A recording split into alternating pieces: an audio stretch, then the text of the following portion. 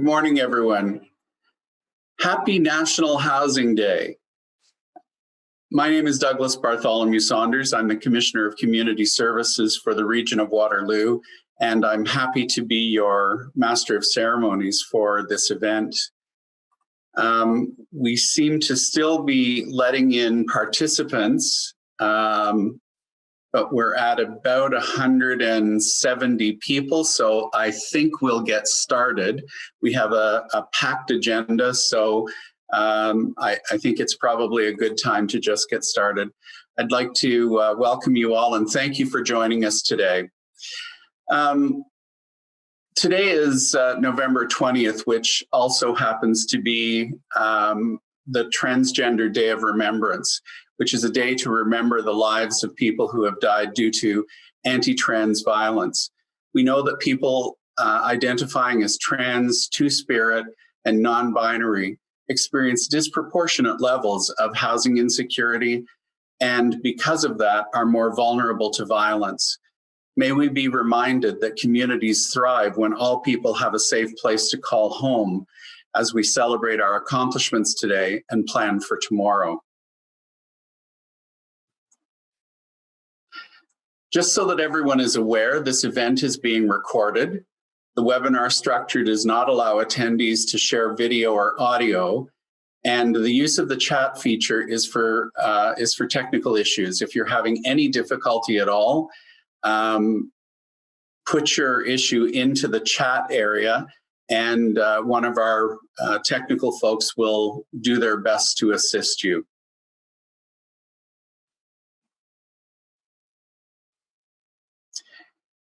I'd like to do a territorial acknowledgement as well. We acknowledge that the land on which we broadcast this meeting today is the land traditionally used by the Haudenosaunee, Anishinaabe, and Neutral peoples. We acknowledge the enduring presence of the Indigenous people with whom we share this land today, their achievements and their contributions to our community.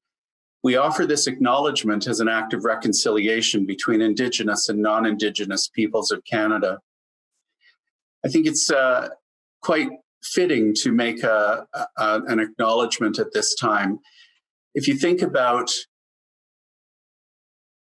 centuries ago when our ancestors came to this country, when they first came to this country, leaving behind their homes, their cities, their towns, their comfortable homes that they had lived in, and they came to what was essentially a bit of a foreboding place where there weren't realtors that they could call to find houses.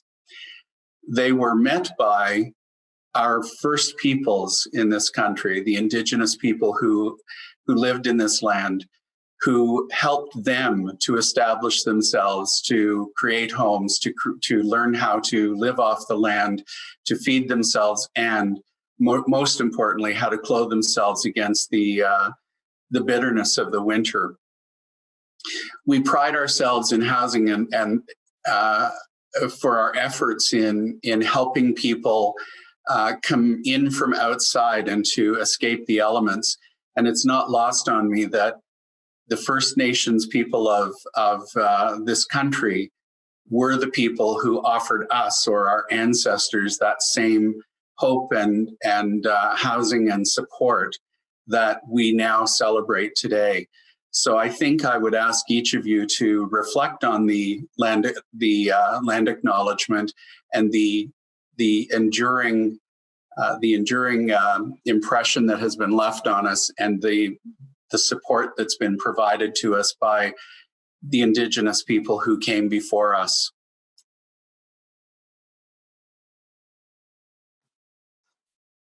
The agenda today is in front of you. We're first going to start with an intention setting. We'll have greetings from an intention setting by Elder Lois McDonald. We'll have greetings from the regional chair. We'll have a housing services update. We'll have a fitting tribute to Lynn Mccauley rather. We'll present the housing awards. We'll have a story of impact from someone who has benefited by the programs that we offer. We'll have the Newcomer Landlord Award, the Kindred Spirit Award, the Housing Awards, and we'll share the homeless memorial that was recently unveiled in Kitchener. But first, I'd like to introduce Elder Lois McDonald from the Nisinabe Cree First Nation.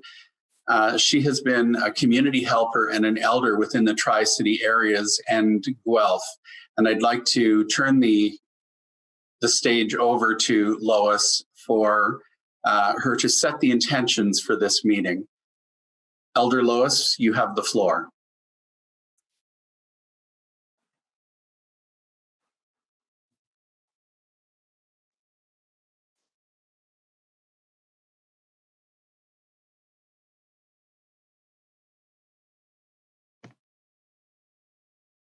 Okay, I'm sorry. I apologize for my lack of techie. I'm very techie incompetent. So, are you able to hear me? Yes, we're good, Lois. Go ahead. Okay, great. Thank you. Bonjour, Ani Wache, Sego, Tanzi, Umakade Kumastishnikas Makwadodam. My name is my English name is Lois McDonald, and my spirit name is Little Black Bear, and I come from the Bear Clan. And part of my journey and walk is to learn about learn my name and my roles and responsibilities. And part of that is bringing community together. And I would like to set the intentions today for everyone and allow them to have their minds open. Keep your minds open, your ears open, and your hearts and your eyes open. That when you do speak, that you speak those good words, and always being reminded that we, as two-legged, are unique spirits having this physical experience on Earth, and it's the path that we create while on this journey. So I would like to just open up and say, Bojumishomas Nokamas Jamnado, Umakade Kumas Tishnakas Makwadodem. Say Chimi Gwat Jamnado for this day and the gift of life. I say Chimi Gwat for all that helps to keep us alive, that feed us physically, mentally, emotionally, and spiritually. Even those we cannot see, I say Chimi Gwat. And I ask Jamnado that, again, we all come together as one mind, one heart, one voice, that when we speak those good words, and that our minds are always open no matter what we do and where we go, always looking after the best interest of the communities that we serve. And I ask Jamnado that even though today is a special day, that we always keep in mind the other 364 days that it's always going to be here, the homelessness, that we all try to do our best and work hard to bring and have people home, bring them home, let them have their homes. And I asked them to know that that the people really keep in mind that they are here for a reason, and that their voices are very strong. They are in places where they can be heard, and that they will speak for those who cannot speak for themselves and advocate for those that cannot advocate for themselves. And I ask Jamnado that we just always be have a reminder that when we think of this day and how important it was to Miss Mccauley, Lynn, that her spirit will always be very strong on this day, no matter how many years ahead.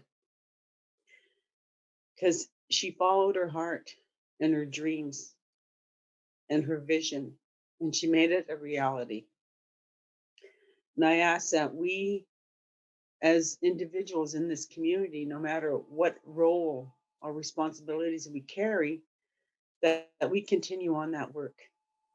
No matter what we do and how we do it, that we continue that work. And I ask them to know that we never ever forget the joy and the laughter and her free spirit, and how she left an impression on everybody that she met.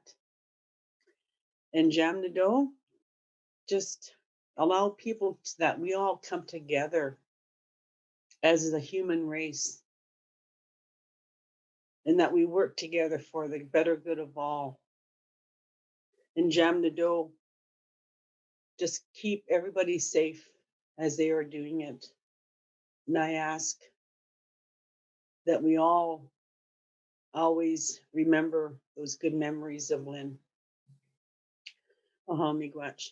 One of the things that I that came up this morning was I was thinking about Lynn.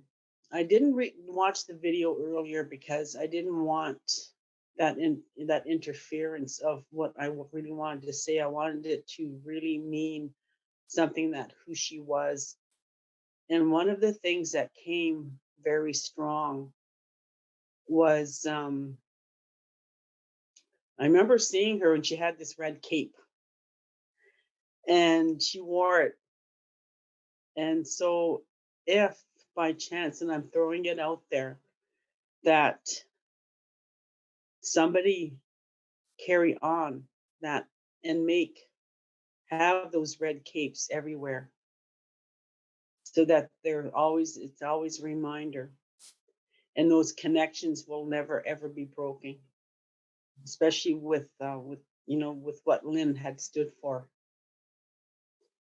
And I just ask that, that we just, keep in mind, whether they're paper, whether they're cloth, that was one of the, I guess, messages that came through, is to honor Lynn, to honor that super, person who she was, that free spirit, that unique spirit that left an imprint and left a journey and a path for everybody to continue doing the work that she did.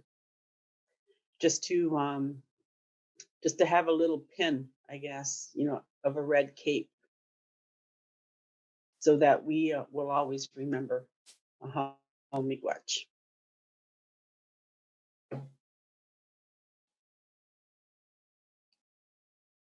Thank you.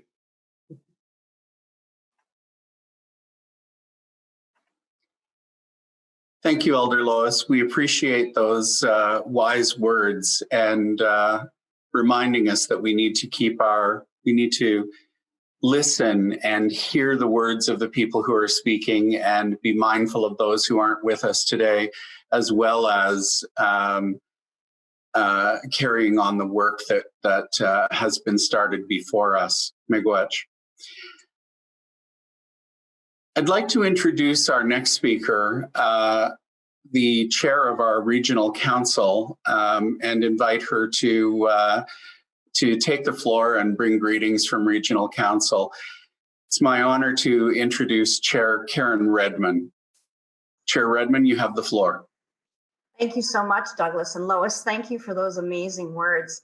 I'm very pleased to add my voice of welcome and thank everybody for joining us today. I think the size of the crowd speaks to how very important the community views celebration on today.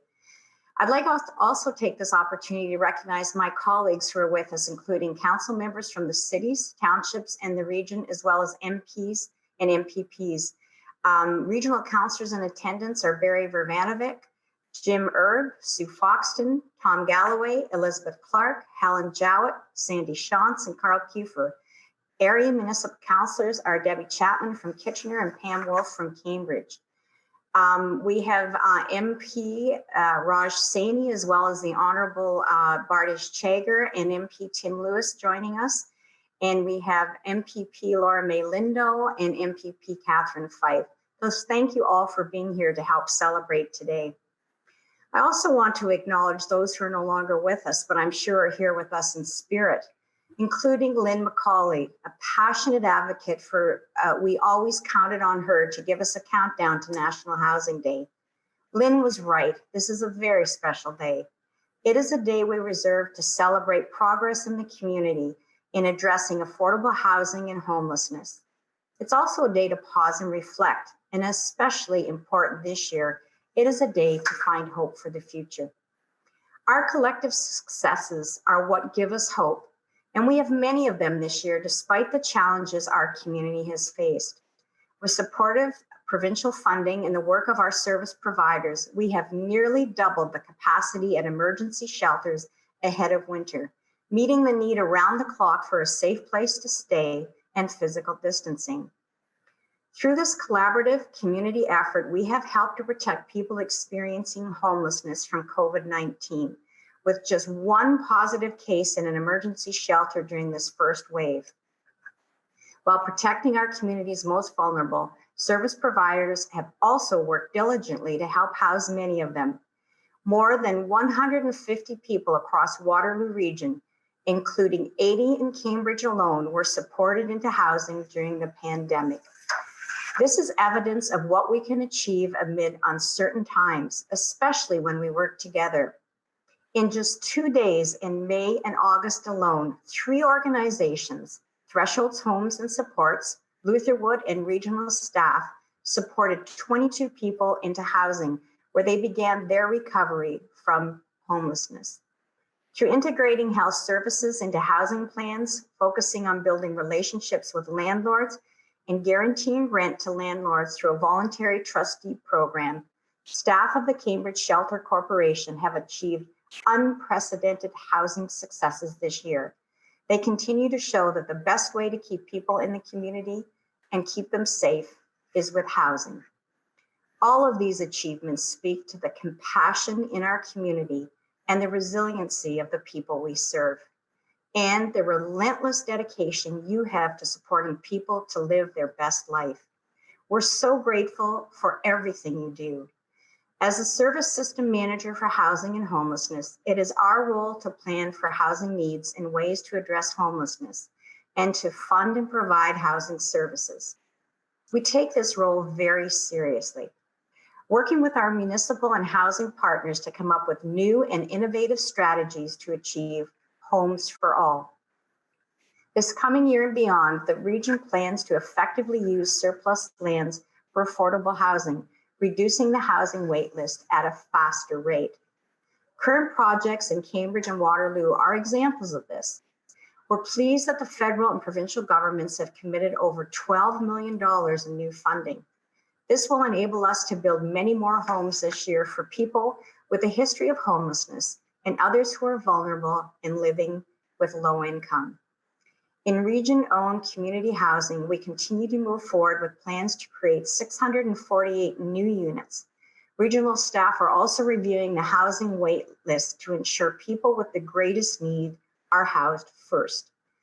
We know that communities thrive when everyone has a place to call home, a place that is their own, where they feel comfortable, where they feel safe, and where they feel a part of our community.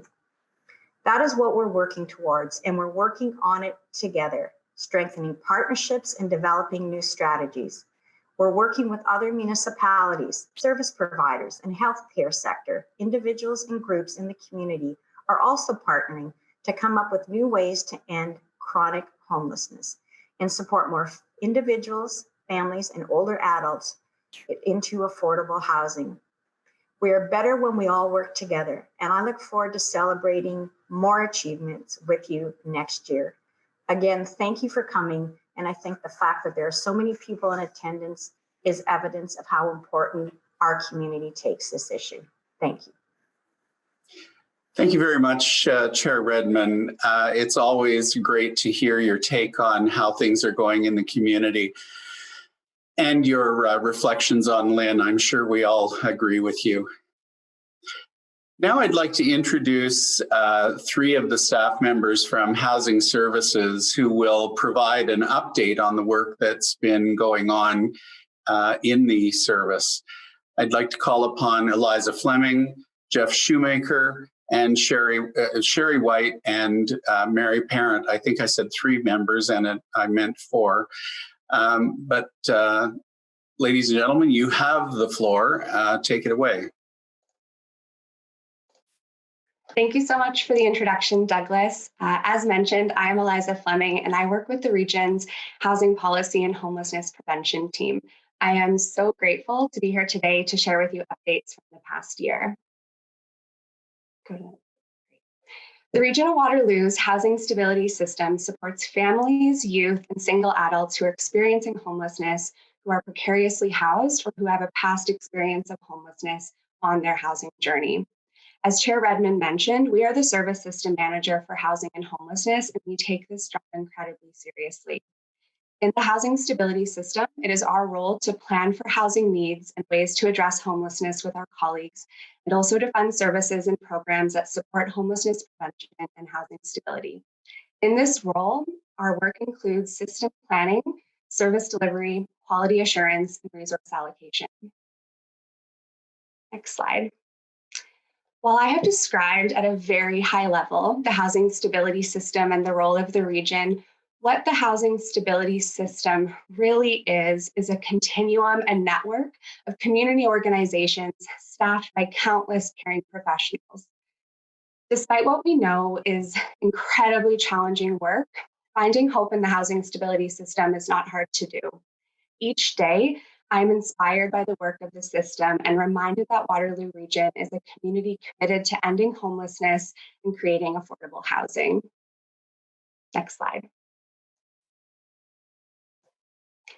Despite the challenges that 2020 brought to the housing stability system, there are so many successes that we can look to find and to build hope. First, in 2020, we ended chronic family homelessness. This incredible community achievement means that children in Waterloo Region can grow up in their own homes and not in our shelter system. This is really amazing. This year, Waterloo Region was recognized as the first community in Canada of our size to achieve a quality coordinated access system. This was awarded by Built for Zero Canada and the Canadian Alliance to End Homelessness. Each day this year, at least 80% of all emergency shelter participants were working on their own individualized housing plans with staff, highlighting the huge level of support across the system. This year, we also launched the Supportive Housing Move-On Strategy, an innovative, data-driven initiative that addresses system challenges by supporting people to move into more suitable and independent housing options, creating space for people in our shelter system to access the type of housing that they need. And certainly not least, hundreds of people were supported to find and secure permanent housing in Waterloo Region, as we've heard earlier, and more updates around this are coming soon. All of these successes this year, and I have not mentioned how our system responded to COVID-19. Next slide. The housing stability system responded quickly and so resiliently to COVID, ensuring everyone in our system was and still is kept safe while protecting our broader community as well. Community partners from all sectors came together quickly with a whatever it takes attitude to ensure our system was prepared. Thanks to this collaborative work, as we have heard, we have seen just one case of COVID-19 in our shelter system since March. Most inspiringly, the system embraced the rapid changes caused by COVID to accelerate permanent housing outcomes and housing-focused initiatives. These include an unprecedented level of integration of healthcare services across our system, operationalizing quarantine and isolation spaces to keep everyone safe. More than 200 emergency shelter and interim housing spaces opened. Drop-in spaces were opened and expanded across Waterloo Region, and several rapid rehousing initiatives were started, as COVID has highlighted the importance of having safe, secure, and permanent housing. Here are some photos that have been taken since March that show how the great work of the system continues despite COVID. Next slide.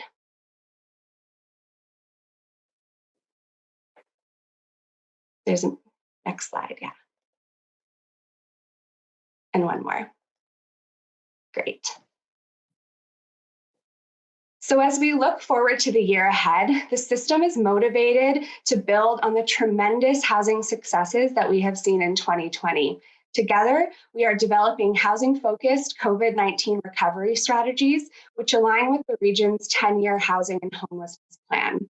These include aligning and integrating healthcare supports across the system continuing to support initiatives and strategies that prevent experiences of homelessness altogether, expanding supports for people to find, secure, and maintain permanent housing, exploring and developing alternative housing for key population groups, and enhancing supports for individuals experiencing unsheltered homelessness. Thank you so much for allowing me to share just a little bit about the housing stability system this year, a place where I find a tremendous amount of hope. Thanks.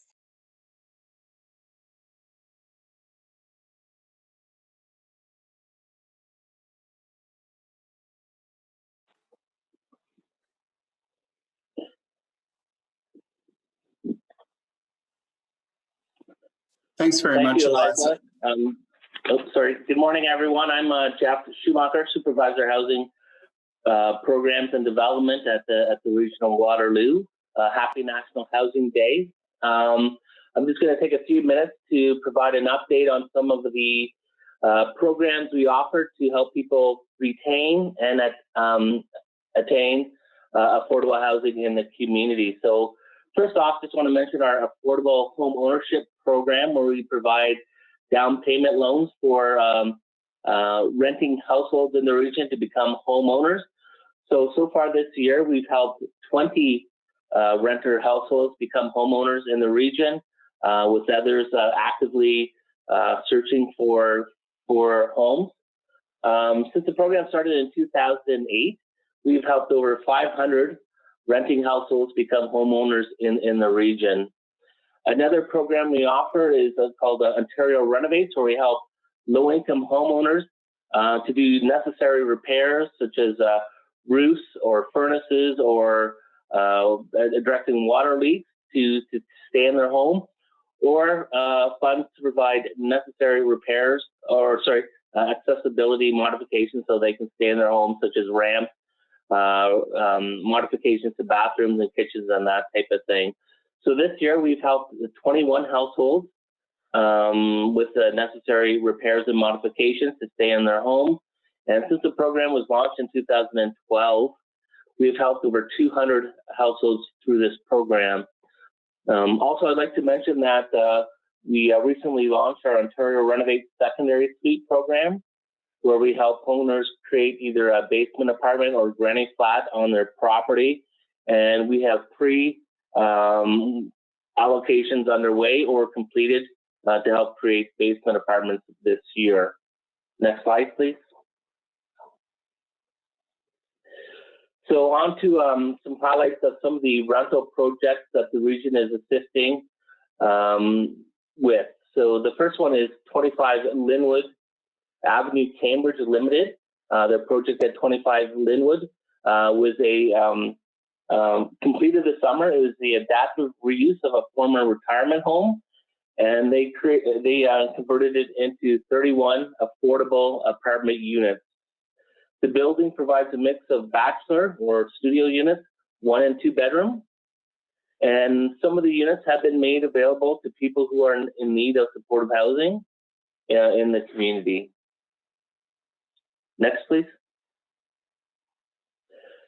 Erin District Citizens Association are expecting to get actually their occupancy permit next week, as they are adding 21 units to their existing 30-unit affordable apartments on Stanley Street in Ayr.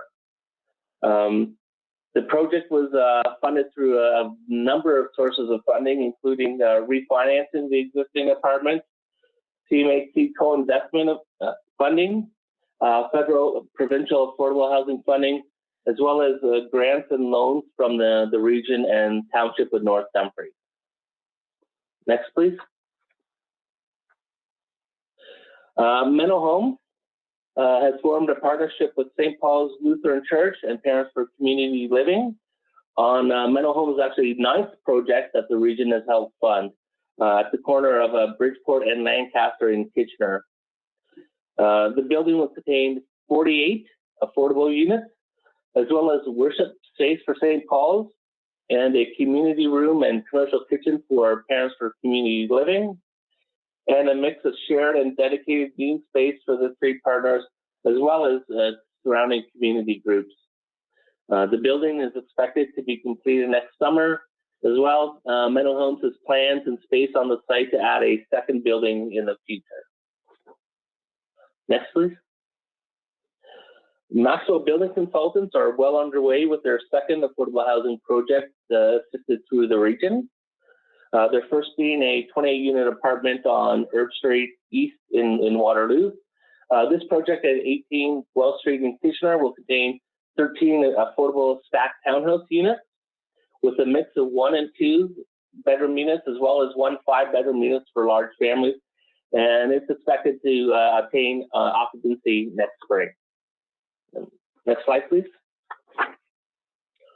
Under the region's 10-year housing and homelessness plan that was approved by Regional Council late last year, there's a number of actions in that plan looking at innovative approaches that Chair Redmond had mentioned to add to our list of tools to address affordable housing. So we have a number of innovative projects underway that I'd just like to highlight here. So at our Bechtel Street Waterloo Region housing site in Cambridge, the region put out a call for expressions of interest this fall to look at some alternative housing approaches. So we have a report going to Regional Council next week as a result of that expression of interest. And if approved, Now Housing from Cambridge will be adding 6 modular housing units as an infill project on the Bechtel site as affordable housing, and expected to be completed by next summer. As well, the region is looking at some of its surplus land and released a pilot request for proposals this fall for its site at 555 Beechwood Ave in Waterloo. This 2-acre site, it's proposed, will be made available to either a private sector or nonprofit group to create affordable housing in exchange for the land and some other incentives. And we look forward to bringing a report to Council in the coming months. Next slide, please. As well, the region declared 3 single-family homes on Mill Street in Kitchener as surplus and put out a pre-qualification for a lottery for nonprofit groups who may be interested in these properties to offer or to provide them as affordable rental housing over the long term. This call for pre-qualification for the lottery is currently available, and it'll close next Friday, November the 27th, if groups are interested. And finally, earlier this year, the region provided grant funding, as well as the City of Waterloo, to show supportive housing of Waterloo to purchase a existing affordable housing project at 144 Herb Street. Show will continue to operate this property as affordable housing and is looking to provide some building improvements as well as accessibility modifications.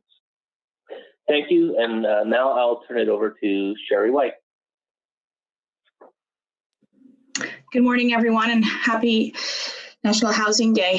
Thank you for this opportunity to share with everyone some of the key things that my team have been working on over the course of 2020.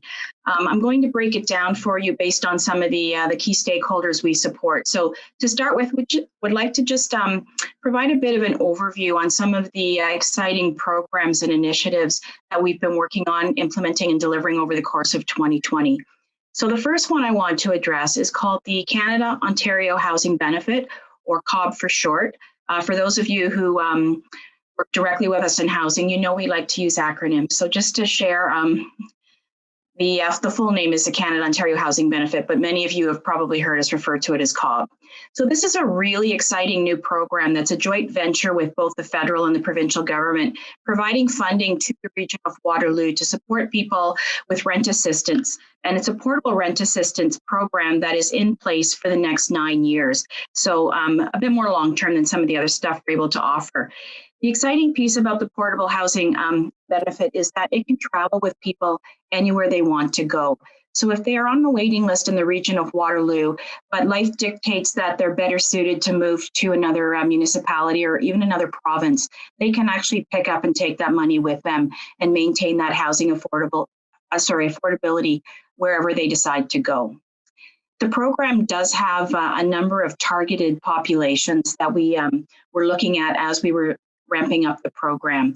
So the key target groups that we're able to work with and that we've been able to enroll in the program include seniors, Indigenous, people with physical disabilities, people who are homeless, currently homeless or at risk of homelessness, victims of domestic violence, and human trafficking. To date, we've been able to enroll approximately 127 households from the waiting list, which includes singles and families.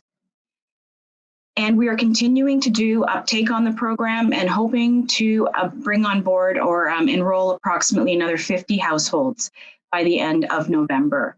So the program is targeted to people who are on the waiting list, and it is a program intended to divert them from the waiting list so they can take that money and find affordable housing in the private market and have their names removed from the waiting list. Some of the other key exciting things that were implemented for applicants this year was some changes to the waiting list.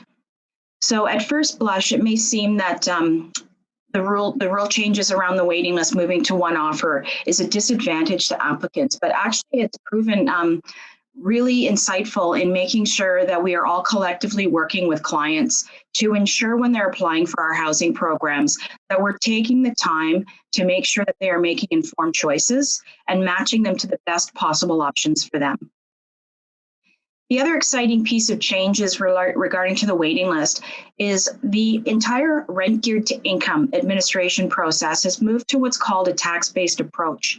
That means that when we're assessing people's eligibility for our programs, we're looking at their net income instead of their gross income, which means overall that more people can qualify for the programs. And when they do get into housing, they'll be paying lower rents, which means they get to keep more money in their pocket. But the key advantage for applicants is they no longer have to provide copious amounts of information when applying to verify all household sources of income. They can now rely on just their annual notice of assessment from Canada Revenue Agency, and that is all we need to be able to verify household income. Next slide, please. So in addition to the great things that are happening targeted to applicants, there's also a number of programs and initiatives that we've been working on really aimed at improving things for housing tenants and co-op housing members. So the most significant initiative that we undertook in 2020 was significant changes to how we administer the rent geared to income program. This is by far the most significant change we have seen in housing since the devolution of these housing programs to the region of Waterloo in 2001. It's completely changed the way we think about rent geared to income, and it's completely changed the impact on the households who are living in those programs. So again, we've gone to a tax-based approach, which means instead of having to provide copious information and documentation every year when a household comes up for renewal or for reassessment based on their RGI, they only have to provide their notice of assessment again. Now, for people who don't file or who are who have challenges with filing, we will accept other forms of verification, but the game plan is to try and move everybody towards a tax-based approach to make it simple that they only have to provide that one form of documentation annually.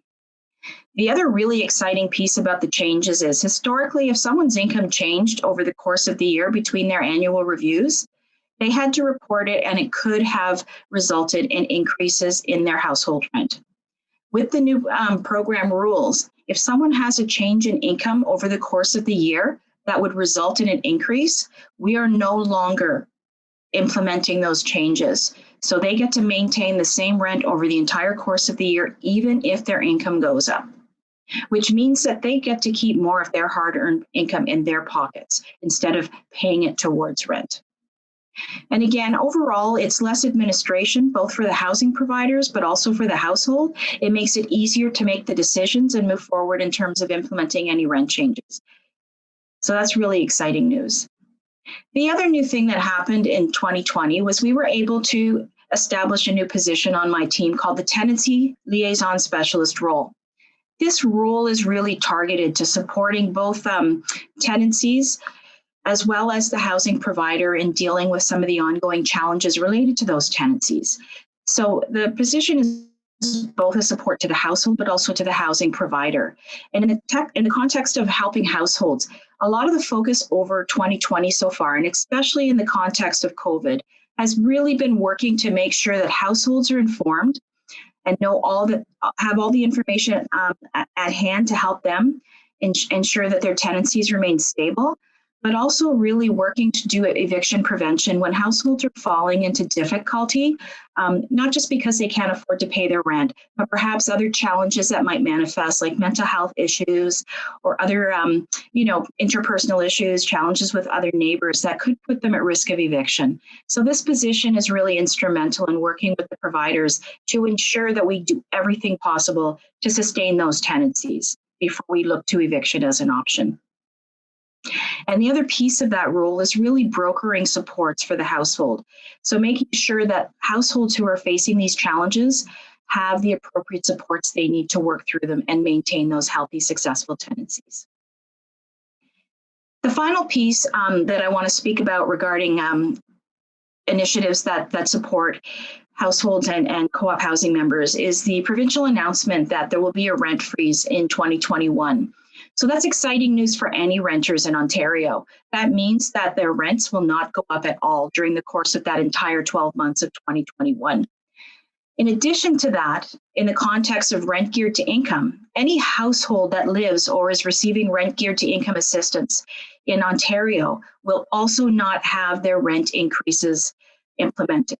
So that means if you come up for an annual review and we recalculate your RGI rent based on your income, if that results in an increase, that increase will not be implemented during the course of 2021. Your rent will be frozen at your previous amount. Having said that, if there are changes that would result in a decrease, that will be implemented. So households will see their rent go down if it warrants it. Next slide, please. Finally, I want to speak a little bit about some of the programs and initiatives regarding our housing providers. So we were able to extend approximately $2 million over the course of 2020 to a number of housing providers to focus on some capital repairs or replacements on their buildings. So we were able to recognize a number of initiatives, including building envelope repairs, that's the main structure repairs, elevator repairs, deck, roof, window repairs and replacements. And we did put a focus on health and safety. So a number of our providers received money and are working towards having this work done over the course of 2020 to improve the overall condition of their sites and their buildings, but also to ensure that those sites remain sustainable housing stock for us for many, many years to come. I already mentioned the Tenancy Liaison Specialist role. And again, they are also a support to the housing provider to help them manage any issues that are emerging around tenant relations or with co-op housing members. They're there to provide assistance with these emerging issues and also to help align providers with community supports and resources. We're actually looking at doing an online community fair sometime in the next couple of weeks where we're going to bring together all of our partners with the agencies and have the agencies do a bit of an overview of the supports and services they provide and work to make those direct connections between our housing stakeholders as well as the agencies that can provide those supports. We've also worked very closely with our housing providers over the course of 2019 to make sure that they have all the available information they need to make good business decisions in the midst of COVID. So one of the areas that was a real challenge for housing providers this year was finding creative ways to offer people housing and to get people access to the units so that they can make informed choices. So one of the exciting things that happened over the course of 2020 was moving to virtual showings for some of the units. So housing providers have gotten really creative and have been able to continue making sure that people are getting into our housing programs as they need them so that we're not sitting on vacancies and people on the waiting list able to take advantage of those housing opportunities. We've also made sure that they have resources that they can share with tenants around the rules related to COVID, signs and different materials that they can post in their buildings to make sure, again, that tenants remain and members remain informed about the rules regarding COVID-19. And finally, over the course of 2020, we've done extensive training and provided new tools for the housing providers to make sure that the changes to the RGI housing administration that were implemented in July of this year, that they fully understand what's required and that they have all the tools that they need to successfully continue to deliver these programs. So thank you, everyone. And that's it for me. And on to Mary now. Thank you, Sherry. My name is Mary Prawn. I'm the Supervisor of Community and Tenant Engagement for Waterloo Region Housing. And the next couple slides I will try to just give you a brief overall view of what our successes were in 2020 and what we are planning for 2021. Happy National Housing Day to everyone, by the way. 2020 brought with it the onset of the planning and implementation of our first ever Waterloo Region Housing Plan. We continue to work with our internal partners to build much needed affordable housing in the region. In 2021, we will welcome 2 new buildings, one being a senior building at 82 Wilson in Kitchener, and the other a mixed age building at 416 Kings Court in Waterloo. Waterloo Region Housing is also excited to be working with our community on Bechtel in Cambridge, as Jeff Schumacher mentioned earlier, to offer new and exciting alternative housing units that are estimated for completion in the summer of 2021. Exciting times for Waterloo Region ahead. Our staff are in the planning stages of engaging our housing communities and the surrounding neighborhoods as we seek their involvement and their input on many aspects of our new and innovative housing. And this may include community gardens, public artwork, play areas, green space, as well as amenity space. We look forward to their feedback. Next slide. Community engagement. This is what we're all excited about. During 2020, our Waterloo Region Housing staff continued to be present in our buildings during the pandemic. They found new, innovative, and safe ways to meet and engage with our tenants. Many who were happy to hear or see a friendly, familiar face and/or voice. We also continue to work with our community partners to provide service to our most vulnerable residents. This has included regular wellness checks. Most recently, Waterloo Region Housing partnered with our colleagues in employment services, and we offered the first traveling job fair, where we brought job developers and employment staff to our Waterloo Region Housing buildings. This successful pilot took place at 4 of our sites, and we look forward to jointly hosting many more in 2021. Last, but certainly by no means the least, our WRH staff planned, organized, and delivered the Messages of Hope project during the first wave of COVID-19. We saw that the lockdown took its toll on our residents, especially those who felt isolated. We engaged with all, the kids, the parents, singles, and seniors. The tenants' messages of hope were beautiful. They were from the heart.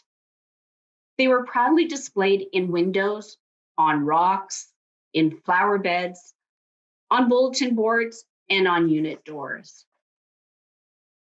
It was heartwarming to see the response and to see the pleasure tenants had in participating and thanking the frontline workers who helped save lives. Next slide. Now looking forward to the end of 2020 and into 2021, Waterloo Region Housing is in the final stages of developing our first Waterloo Region Housing Tenant Satisfactory survey. This will give us useful feedback from our tenants and will help map out what we are doing well and what we perhaps can strive to do better. It will help us develop our strategic plan of action and to set goals for continuous service improvement. Ultimately, the tenant improving the tenant experience. We value our relationships with our community agencies every day. They are vital to maintaining our healthy communities. We have just completed a community agency review where we will work together with our community partners to identify the needs of our communities and how we can better support their needs. Much more to come in the coming months and the year ahead. Exciting times for Waterloo Region Housing. Thank you.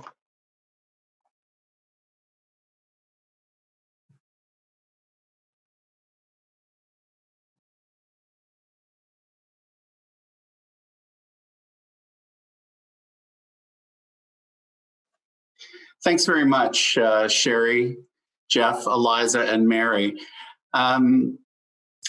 I think having heard the reports from the four staff, it should be no surprise to anyone why we're so very proud of the housing team and the renewed efforts in innovation and forward momentum in the housing envelope. Of course, as the commissioner, I'm proud of the staff, of all of the staff in the department, but particularly so with how the housing staff have responded to COVID-19 and all the while keeping the lights on and continuing the innovative work of the rest of the division. So thank you all for sharing your updates with us. Now I'd like to turn to the moment that allows us to think about and remember Lynn Mccauley. Both Elder Lois and Chair Redmond have commented on Lynn, and I think since my arrival here, my favorite thing about Lynn was the fact that her personality arrived in a room long before her body did.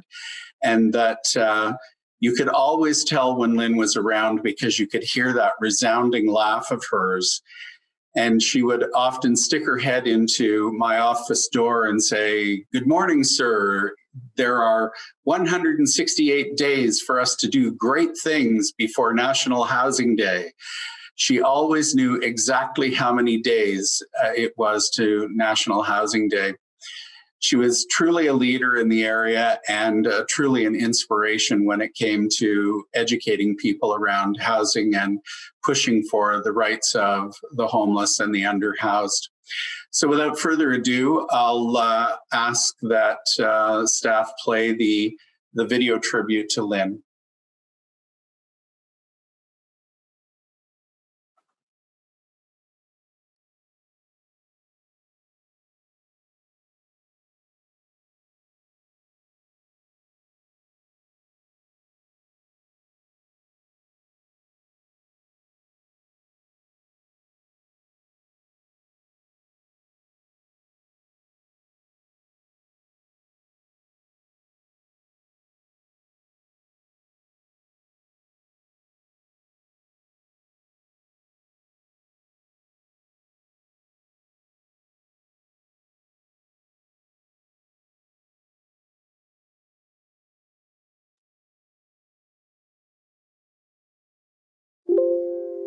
I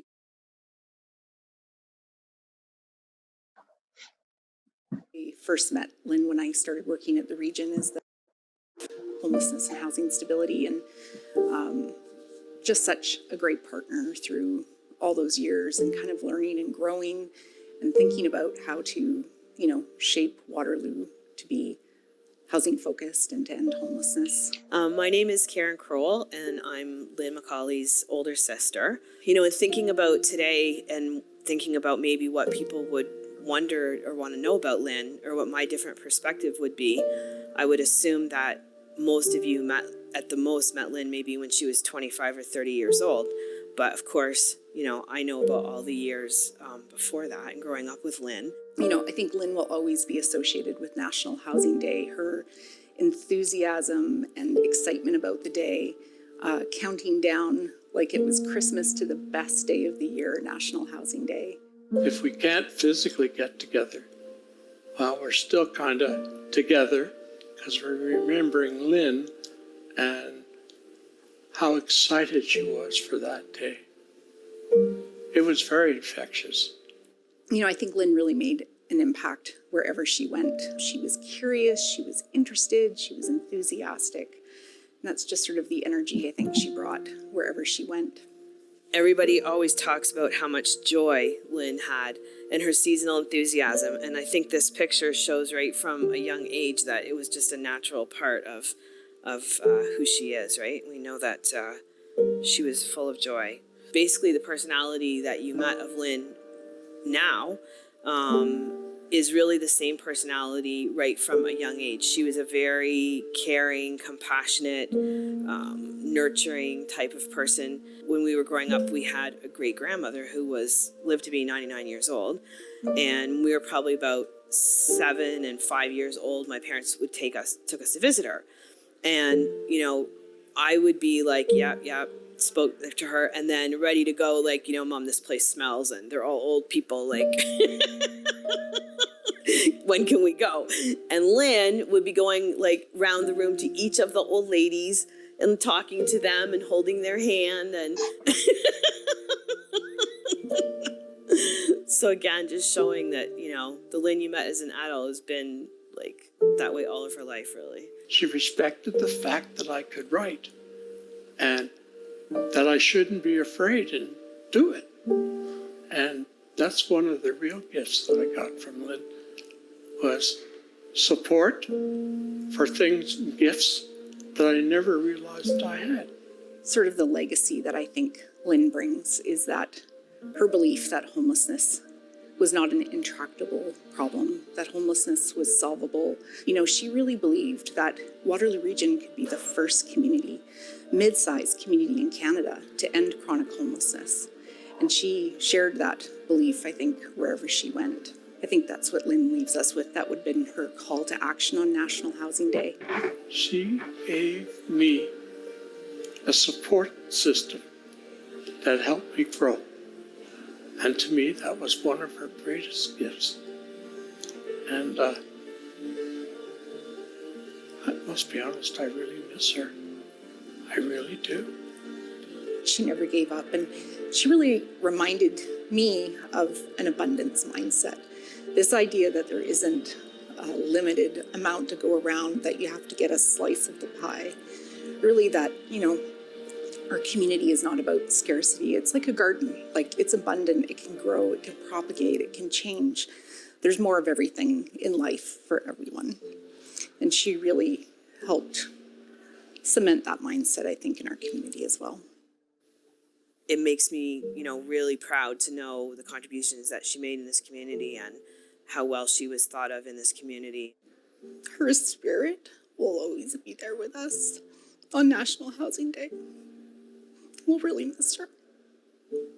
She was very dedicated to this community, so it's nice to know that love was reciprocal, right?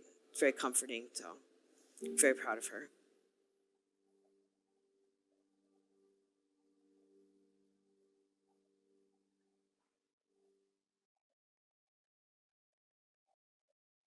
Though the ranks of the homeless are legion, with many of them living in our region, they're worth much more than zero to Lynn, as she was a housing hero.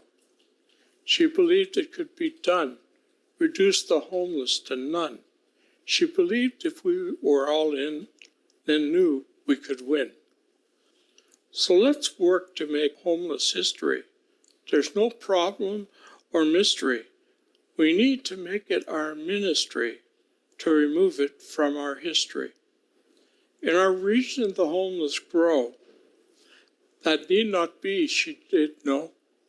If we worked as a community, that would be. all in a true unity. We must not break faith, though she died. It is attainable, and we must abide.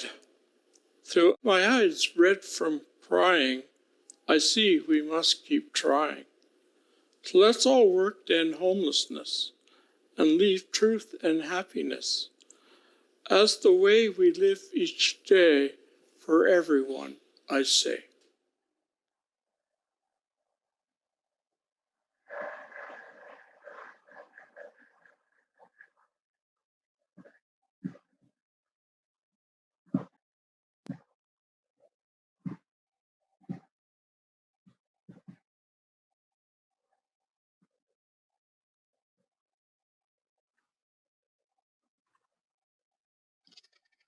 Wow.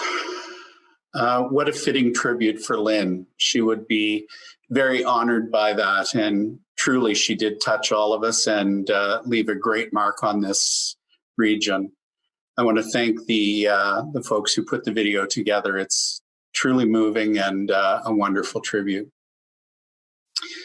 I'd now like to introduce Christine Dearlove, and she is going to introduce and present the newly formed Lynn Mccauley Outstanding Housing Educator Award. Christine, the floor is yours. Thank you, Douglas. I really, truly should have said no. I didn't want to talk after that video. So in the summer, as we clawed our way out of the shock of Lynn's passing, one of the first things people asked about was, could we name a housing award in Lynn's honor? Well, that was an easy yes.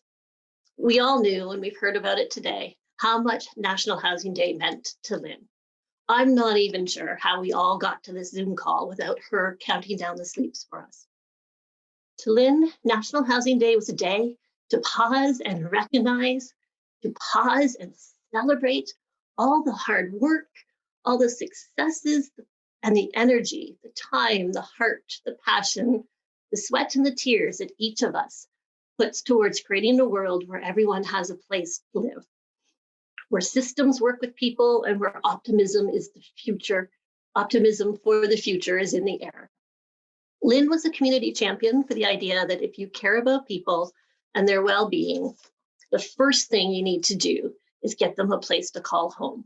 And she knew that through collaborative, compassionate structural change, this will happen. And she could get you to believe that as well. That was her superpower. That was her ability as an educator. It seemed natural to lend Lynn's name to the Outstanding Housing Educator Award, which is given each year to an individual or group who has demonstrated exceptional commitment, passion, and innovation, increasing awareness and educating the community about affordable housing issues, homelessness, and poverty. Lynn worked with energy, enthusiasm, and tireless commitment to end homelessness and increase affordable housing and reduce poverty here in our region. Our community is better because of Lynn. She earned her rest, and I know I stand figuratively in a room of people working to take up the mantle, to continue the work, to be the educators and reach for greatness. I would like everyone to turn their attention to Lisa Gill. She's the Director of Housing Services at Lutherwood, to present the Lynn Mccauley Outstanding Housing Educator Award. And just a small note, normally each year, we were able to give out small plaques to the recipients in person and then show that big commemorative plaque that we have. We can't do that virtually, but I will make sure everybody gets their plaques within the next couple of days. Lisa? Thank you, Christine. Wow. I'm very honored to be able to present the Lynn Mccauley Outstanding Housing Educator Award to Suwad Yassen today. A few years ago, Suwad started her position as the HUG program assistant working alongside Lynn, and it was a great partnership. We all know Lynn was a vibrant housing champion, and Suwad shares this passion. And Suwad is the silent backbone of HUG as well as all in 2020. Through her work, Suwad has been instrumental in increasing awareness and educating our community about issues related to housing and homelessness. She continues to develop and maintain the Hug listserv and website, keeping us all aware of events, trainings, job opportunities, and community initiatives relevant to the housing sector. She's responsible for numerous projects, whether she's sharing posts for Hockey Helps the Homeless or designing the All-In website. She's helping to organize the DAT and Hug workshops, and she's always working to educate, inform, and mobilize our community. During Lynn's absence, Suwad really learned to lean into her role. She began presenting at speaking engagements and increased helping to organize community events, and she still does all she can do to continue the great work that Lynn started, as well as to bring in new initiatives. Suwad, I know how much this award means to you, and I also know how thrilled Lynn would be to know that you're the first recipient of this award in her honor. It's very much deserved, and I'm just going to end by saying thank you so much, Suwad, for everything you do every day.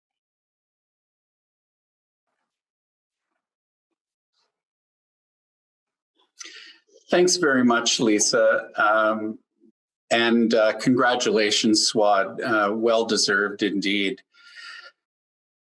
And now I'd like to introduce Anne-Marie Hagee. Anne-Marie is going to share with us a story about the impact of the Affordable Home Ownership Program on her life. And Anne-Marie, the floor is yours.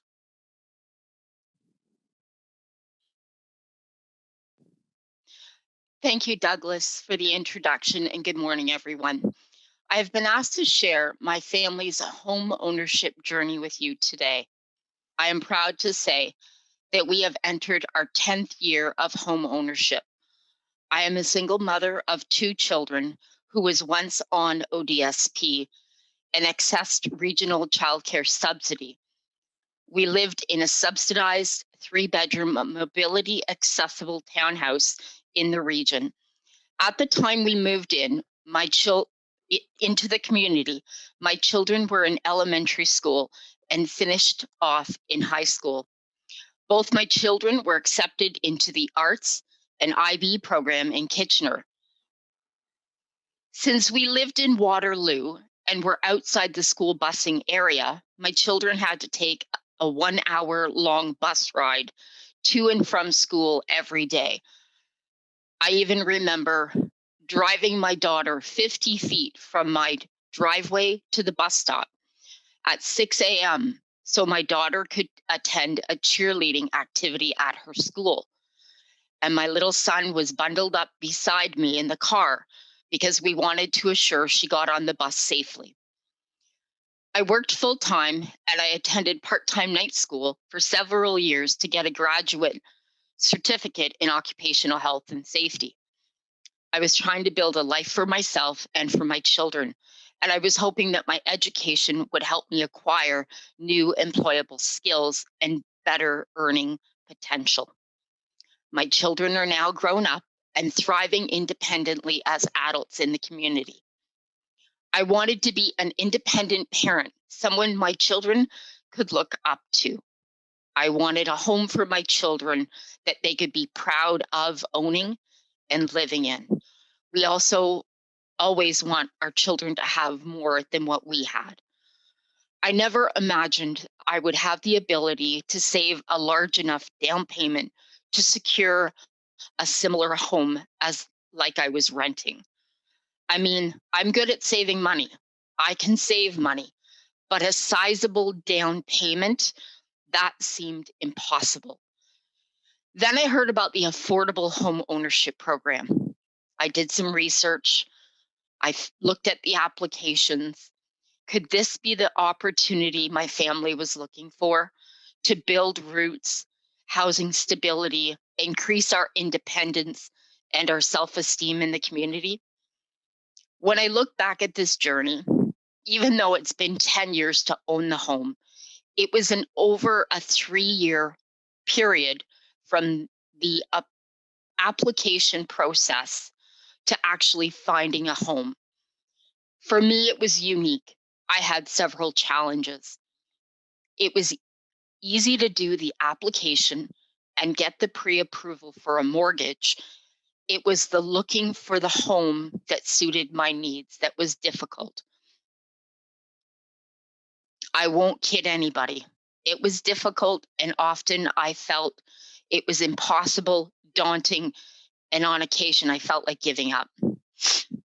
I was blessed with family to help me through it. They gave me the encouragement to stay focused for my children.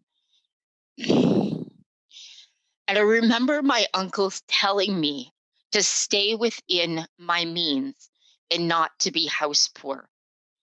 House poor is when you spend all your money on your housing and you have nothing else to live on.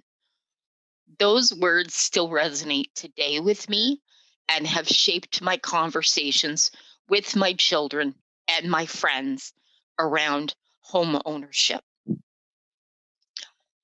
When I look back at it, I feel like I've looked at over between 40 and 50 homes over that 3-year period. I needed this to be my forever home, a home that didn't require a ton of accessible renovations and was within my pre-approved budget. We faced several challenges. One challenge, even though I was earning good income, I was still on ODSP at the time. And so the ODSP asset limits became a bit of a challenge when saving for a down payment. If you have too many assets, you no longer qualify for ODSP. I also had to be mindful of my current and future accessibility needs as they would impact, and so does age-related mobility issues. I also needed to consider what if something happened to me or to when my children decided to move out and I would be on my own. Because if you're in housing, you could be overhoused and asked to move. I also wanted to consider my children's need for school, being around friends, building the roots, and busing in the community. I made a spreadsheet of needs, wants, and things that we could do without. I don't need a garage.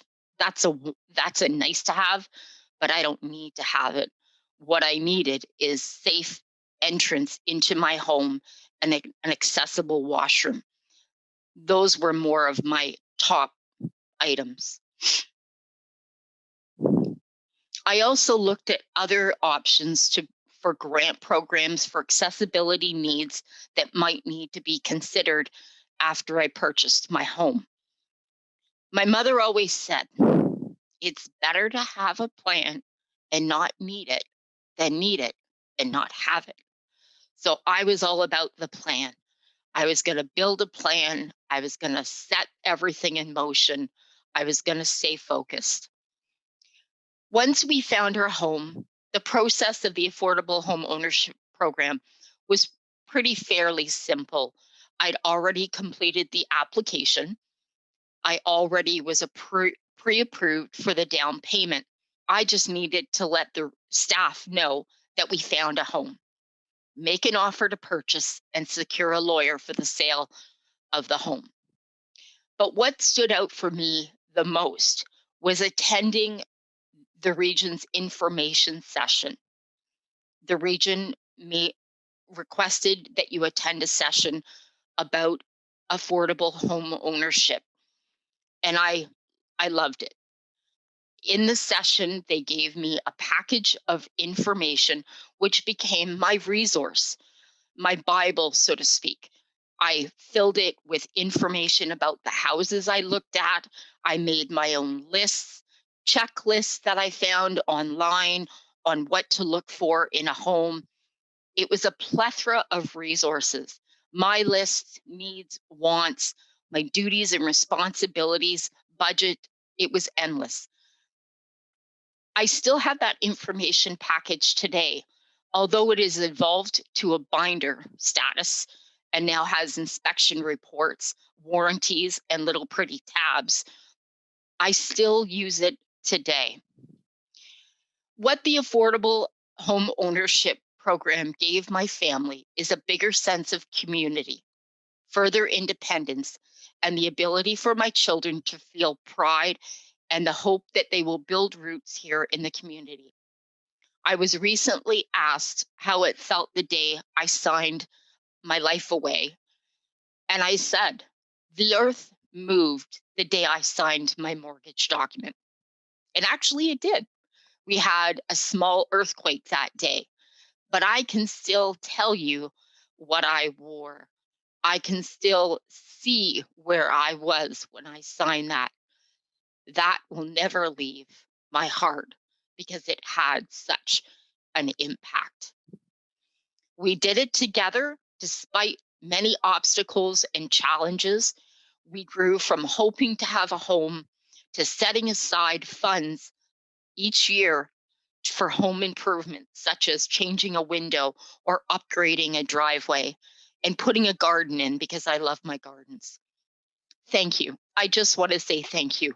It does mean a lot. It means community. It means love.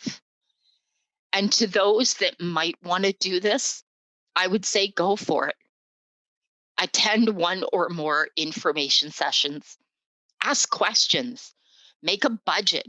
Ask people to help you make a budget. Stay within that budget for a couple of years so you don't become house poor. Then you really know what you need. Make lists of wants and needs.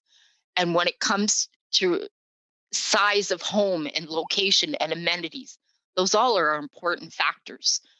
Again, I'd like to thank the home ownership program because we love our home. Thank you. Thanks very much, Anne Marie. What an inspiring story. And it's just a testament to your tenacity and the planfulness and the organization that you brought to your quest for a permanent forever home, that you were so successful. And I'm so glad that you were able to make use of the affordable home ownership program. It makes the program worthwhile to know that you and so many others like you have benefited by the program. Thanks again for sharing your story with us. And now I'd like to introduce Diane Wiles from the Immigration Partnership Housing Working Group to present the Newcomer Landlord Award. Diane, the floor is yours. Thank you very much, Douglas. Good morning, everybody, and happy National Housing Day. I'm Diane Wiles, and I'm the CEO of Leadership Waterloo Region. And our core program class is participating in Affordable Housing Solution Lab with the Waterloo Institute for Social Innovation and Resilience and Wellbeing Waterloo Region. So it's through that capacity I have the honor of sitting on the Immigrant Housing Working Group. Everyone in Waterloo Region should be able to find a place to live, raise their families, and build their future. As we know, finding an affordable housing has been a critical issue for many newcomers and refugees in Waterloo Region since there isn't enough housing available, particularly that is appropriate and affordable. Based on the 2019 Immigration Matters Waterloo Region Survey, 29% of the respondents reported difficulties finding affordable housing, and in 2020, the pandemic has made it harder for new arrivals to find a place to live. They find a range of barriers, such as level of income, source of income, lack of employment, credit or rental history, and on many occasions, they are also likely to experience discrimination because of their skin color, ethnicity, culture, religion, gender, age, family size, language, accent, household type, and size. Finding landlords willing to help newcomers and refugees meet their basic housing needs is hopeful for these families that want to begin a new life in our region and be able to contribute to the region's prosperity. We recognize that landlords have a key role to play in bridging these struggles and helping people create a home in Waterloo Region. The Waterloo Region Newcomer Landlord Award recognizes local landlords who have made extra efforts to provide affordable housing solutions for recent immigrants and refugees.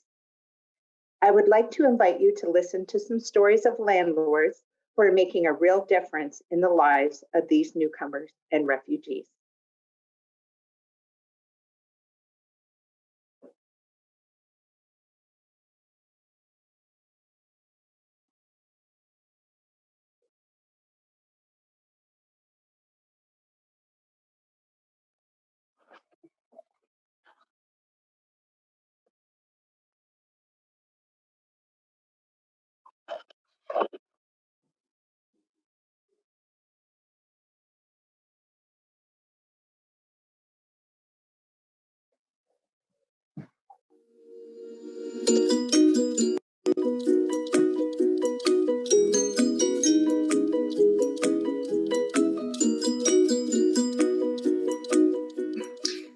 I think what motivated me to be involved with the immigrants and new and refugees and new Canadians is my parents were new Canadians. They immigrated when they were just after the war, like so many Dutch immigrants came to Canada after Canada liberated Holland.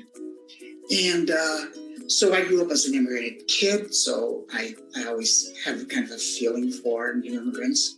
And then as Canada continues to welcome refugees, it's important for all landlords to consider how they can play a role in providing a warm welcome to these families. We've had 5 different new immigrant families in our apartment, and all of them have been wonderful. Totally respectful of all of the property and the unit, taking great care of things, paying on time. So they've all been wonderful tenants, and I'm sure. So when you encounter a landlord who is enthusiastic about wanting to rent affordable housing to our clients, it can really make your whole week. We've worked with some fantastic landlords in the past who've really gone above and beyond to make our clients and our families feel welcomed. For example, we've had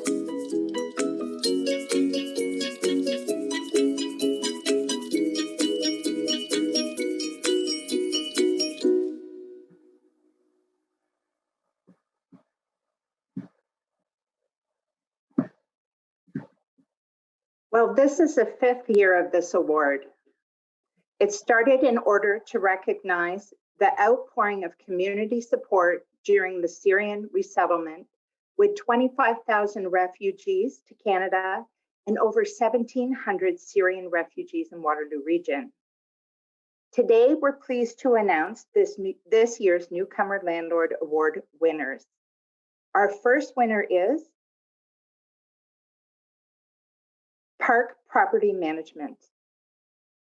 For more than 45 years, Park Property Management has been providing affordable, well-maintained rental accommodations, offering both quality and value.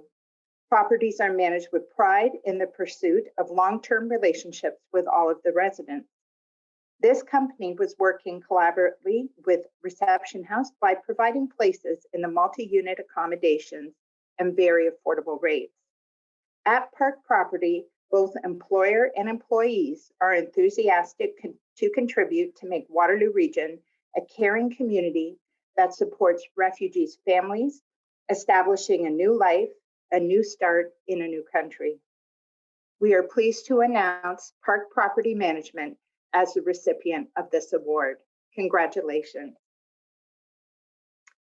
Our second winner is Mr. Habreed Ashami. Mr. Ashami owns a big house in Kitchener and did not hesitate to rent his property to a refugee family of 7 after being contacted by Reception House.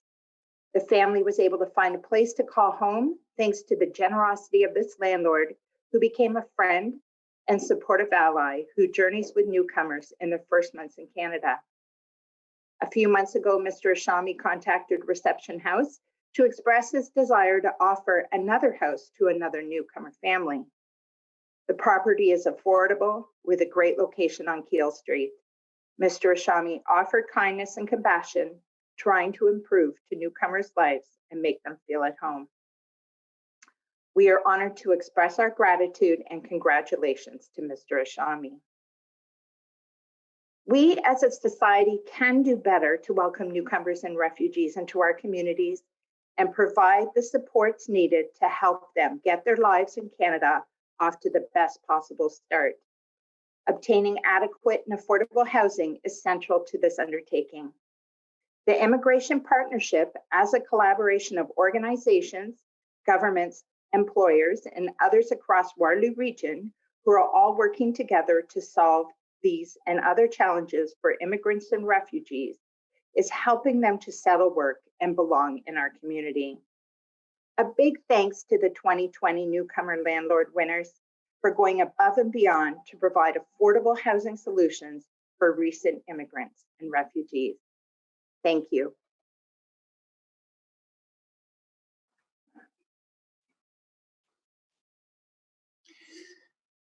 Thank you, Diane, for those presentations, and I want to thank both of the award winners as well. Thank you for your community mindedness in making space available for newcomers to Canada. I'd like to introduce now Doug Rankin from the Kitchener Downtown Community Health Centre and Clarence Kachaji from Lutherwood to present the Kindred Spirit Award. Doug and Clarence, you have the floor. Good morning, everyone. My name is Doug Rankin, and I'm a community health worker here at Kitchener Downtown Community Health Centre. It's a great honor to be here today on this very special day, this very moving day, to present this year's award winner. The Kindred Spirit Award is given out each year in partnership with the YW Kitchener-Waterloo, One Roof Youth Services, Ray of Hope, and the House of Friendship. The award was developed several years ago by the Homelessness Advisory Group here at the Community Health Centre, a group of people with lived experience who wanted to acknowledge and honor people who've experienced homelessness and who are now supporting their peers. The group and its partners also wanted to say with this award that to give back to your community, to reach out, to support people struggling and overcoming challenges that you have endured takes great courage and great leadership. People experiencing homelessness look out for each other. They share a special bond of having walked down a road that is always unique, a road that's rich and diverse, a road that is also often very hard and painful. The Kindred Spirit Award celebrates that bond and the peer support that increases individual and community well-being. I'd like to ask Indigenous housing specialist and housing support worker from Lutherwood, Clarence Kachaji, to join us now to speak about this year's award winner. Clarence? All right, thanks, Doug. Happy National Housing Day to everybody. What an amazing event and what an amazing day our region is putting on. I'd like to introduce myself with my spirit name. I'm Kiwe Tinwayenane. That translates into North Windman. I'm from the people of the Mushkegowuk, Fox Lake Reserve, Chapleau Cree First Nation, and I'm a beautiful person. I'd like to thank Douglas for the territorial acknowledgement, which was very thoughtful, meaningful. I'd like to say wache to Lois, the little black bear, for setting the intentions. And I'd like to also acknowledge the tribute that was given to Lynn. That's a hard one. That's a hard one. Loss is not easy. And there's going to be, it's going to be hard for anybody to fill those shoes. But Lynn's spirit will live on and always be with us. And that takes me to this year's winner of the Kindred Spirit Award. Leslie Champaglia. When I talk about Leslie, I like to talk about the 4 pillars that she works from. And the one pillar is serving, the other one is connection, the other one is walking with, and the other one is hope. When I think of a champion, Leslie is there. A warrior, someone who speaks for those who have no voice. A hero, small and yet very mighty. Invested, always gives what's needed, and usually sometimes more. There is wisdom with compassion. And with Leslie, there's a little sprinkle of crazy with her, but that's what makes her so unique. She's an amazing mother, community member, and fellow traveler. I can't think of this community award going to anybody else right now but Leslie. Congratulations, Leslie, for coming full circle. It's an honor to speak on behalf of you. It's an honor to work with you. And it's an honor to call you a colleague and friend. Thank you very much.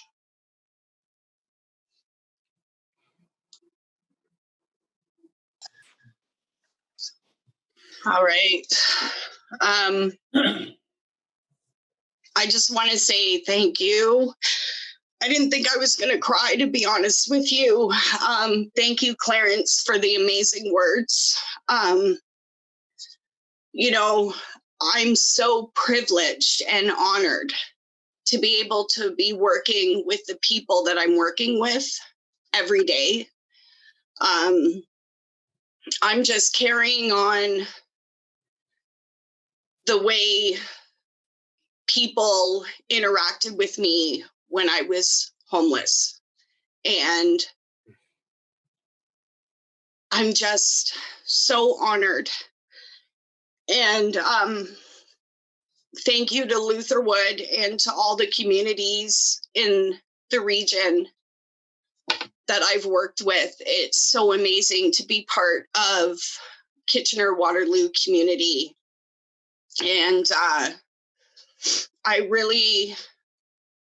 want to dedicate this to my mother, because without her giving me a home and egging me on, I wouldn't be here. I've worked really hard, and thank you everyone that nominated me for this award. So thanks, guys.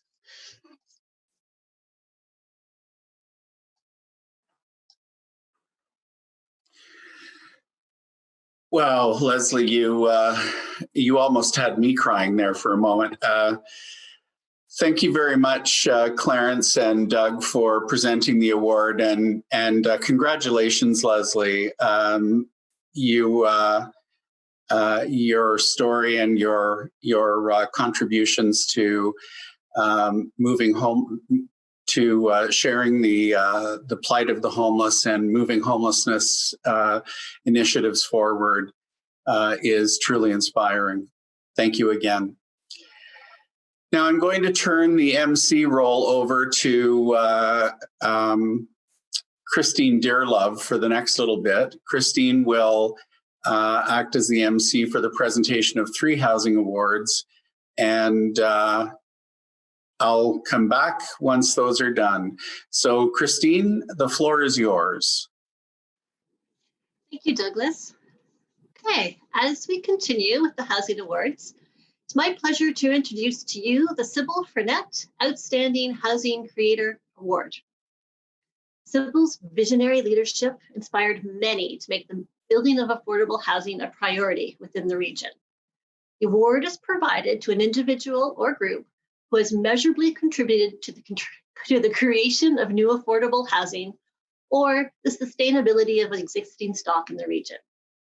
This year's recipient, the Families in Transition Families in Transition program, or FIT, are truly visionary, creative problem solving, working with passion, who go above and beyond to get the job done, creating affordable housing connections across our region. Through the work of FIT, Waterloo Region ended chronic homelessness for families and reached functional zero for homeless families. This statement needs to be honored with a moment of silence to pause and ponder what this means for the health and well-being of families in our community. Working in partnerships with various community organizations, FIT is a single point of access for families who are seeking emergency shelter here. FIT aims to prevent and divert families from accessing the emergency shelter system whenever possible by supporting families to explore all safe and appropriate housing options in the community. Throughout this year, 11 months into 2020 and 8 months into a global pandemic, 382 families have accessed FIT services. 85%, that's 327 families, were diverted from entering the emergency shelter system. They never had the experience of homelessness. 55 families accessed emergency shelters, and a total of 58 were housed, 30 of these throughout COVID. Today, there is only one family in the emergency shelter system.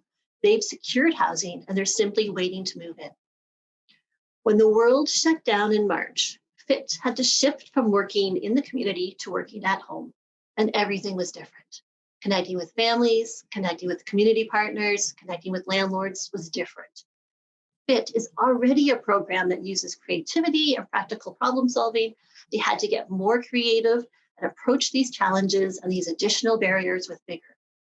They are a skilled team who are able to use a nuanced approach that requires a combination of support and encouragement and progressive engagement to meet the unique and often complex challenges each family presents. And FIT doesn't stop when the family gets their keys or their housing is stabilized. FIT continues to work with the families to support them to be successful tenants, to be stable, self-sufficient, and stay housed. Lori Williams, Nicole Gow, Caitlin Metcalf, and Edwina Toop, you provide all of us with an excellent role modeling and a great local community example on how to do this work. We are all truly fortunate to have this outstanding team supporting families on their housing journey in our community. We should all watch and learn accordingly through your success. Thank you.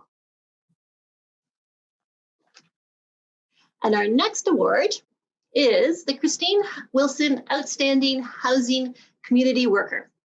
Christine Wilson was a passionate housing worker whose commitment to low-income tenants created a lasting legacy here in this region. This award is presented to an individual or group who has demonstrated exceptional commitment, dedication, and the ability to assist individuals and families through dignity, self-worth, and support while they're experiencing homelessness or accessing affordable housing. Abla, the Director of Housing Services at the YWCA, will introduce this year's recipient. Abla? Thank you, Christine. So this nomination involved a number of community partners, YW staff, and the reason is that Julie Lynch, YW staff who currently coordinates the temporary emergency men's shelter, we really see the work that she does. Community partners see the work that she does for our homeless folks in this community. Julie Lynch has coordinated the overflow shelter, now temporary emergency men's shelter, for the past 3 to 4 years. She is a fierce advocate for the people she serves. She's uniquely talented. She always holds and creates a space for homeless men who do not fit into our regular shelter system, and for that matter, societal expectations. Julie always says that we should not fit the people to the system, but rather fit the system to the people. She works towards supporting them in their journey, helping them get housed by collaborating with Lutherwood. She reduces harm to their addictions and reminding folks that they are worthy of sobriety.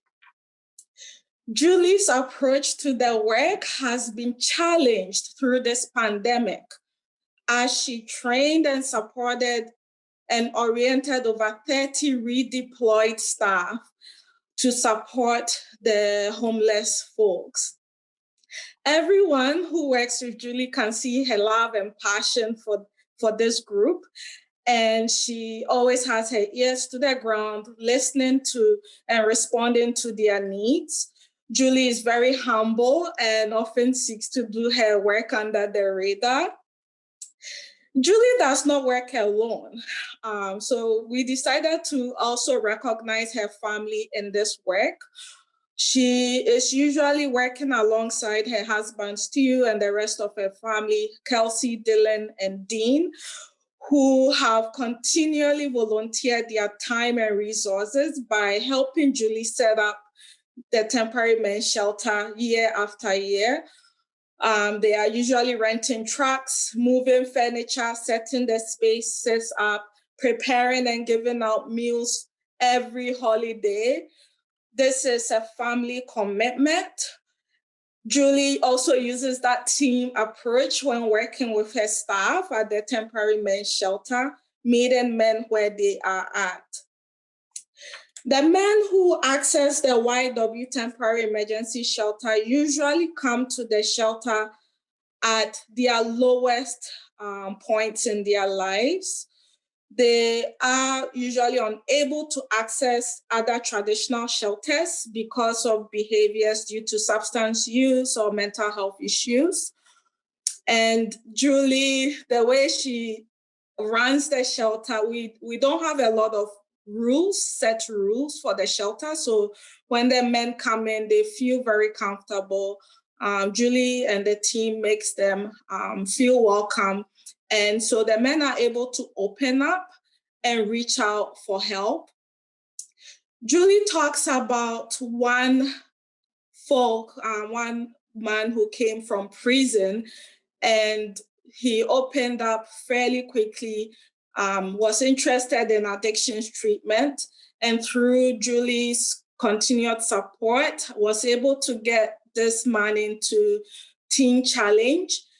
And he was eventually able to come back and work for our agency. Similarly, another client who was supported by Julie and her team is also now working for Teen Challenge. So Julie has worked with folks through homelessness and addiction, worked with them through their lives, helping them get to where they really want to be. Many clients attribute Julie and her family to much of their success, and a lot of them are still in touch with the Lynch family today. The family's long-term relationship with people experiencing homelessness has been a great value over the last several years, and it extends far beyond her work at YW Kitchener-Waterloo. The Lynch family have been supporting persons experiencing homelessness for a decade. Julie used to be the Bethany Evangelical Missionary Church out of the Cold coordinator. So the family worked from that location for many years until it closed its doors in 2014. And it did not end the family's mission of creating a connected community for those folks. The Lynch family also volunteer at Sterling Avenue Mennonite Church on Saturdays to serve supper, share, laugh, remind the folks how much they are loved in this community. They would also go to Tim Hortons in downtown Kitchener and meet with the community, where they'll grab coffee and share stories and words of encouragement with the men. You can count on Julie and her family to respond lovingly with dignity to anyone who comes to them in need of support. Julie and the Lynch family is a true inspiration and a cornerstone for our community. And it's such an honor for me to work with them, for YW to have Julie as part of our team for the work that she's done for our community. Thank you.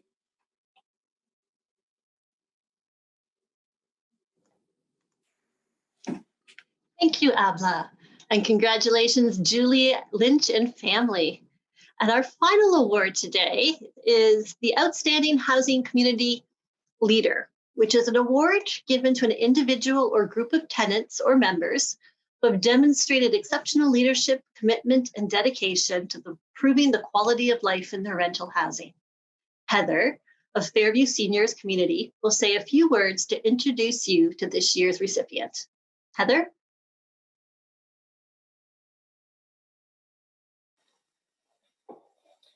Thank you, Christine. As mentioned, my name is Heather Congdon, and I am the Director of Housing Services for Fairview Mennonite Home in Cambridge. I am honored today to present the Outstanding Housing Community Leadership Award to Sarah Feeney Martin. Sarah is a director here at Fairview of programs and services for our independent apartments. She has always worked very hard to provide social connections for the seniors within our community. This year, COVID-19 made a huge impact on her normal routine of providing venues and programs for social interactions for our over 130 senior tenants. The normal events of musical entertainment, yoga, card groups, lunch and shopping outings, fitness and pool exercise classes came to a sharp halt. As a result, our tenants faced increased social isolation as public health suggested limiting face-to-face visiting and group programming.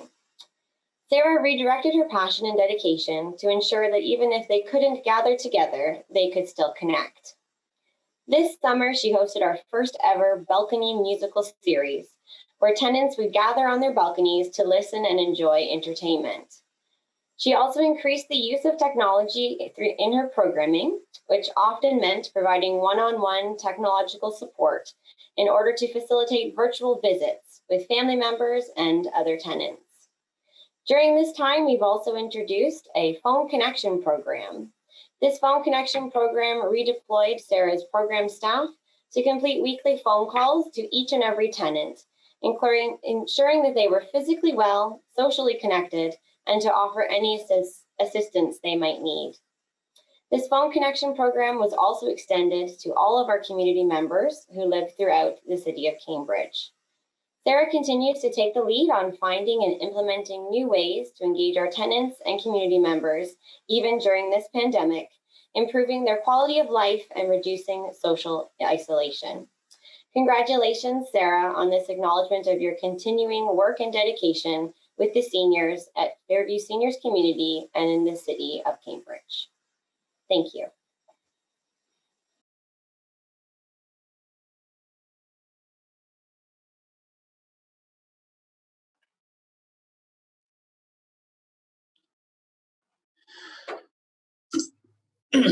Thanks, Christine, for emceeing that last piece. I want to thank the nominators for having given us a rich group of winners, and I want to congratulate each of the winners.